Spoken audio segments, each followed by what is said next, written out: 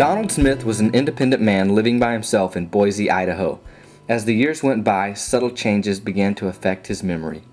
He did drop a hint that he had been started on some medication, and he wasn't sure if it was working, and so he was going to go back and see his doctor.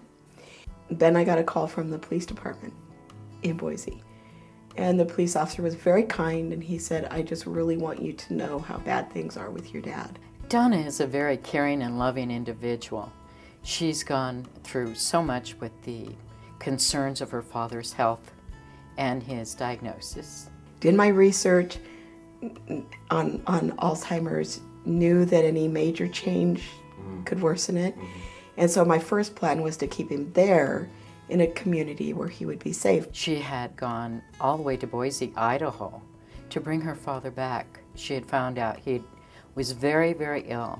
And of course there was no family there to help him or take care of him there.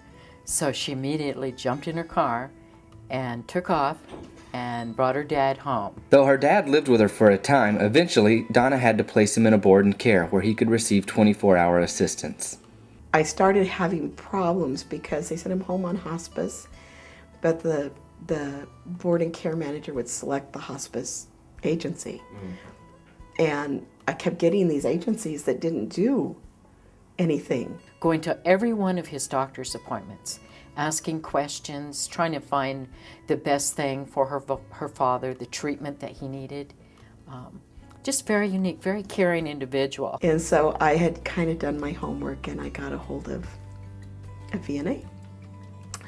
And for the first time, I had people who cared about me as caretaker, and that I knew my dad's history. I could provide information. It was a very different experience, and they came in and they did what they said they were going to do. With Donna, not only going out there to get her father and having everything else on her plate, she'd also lost a brother, a sister, and her husband.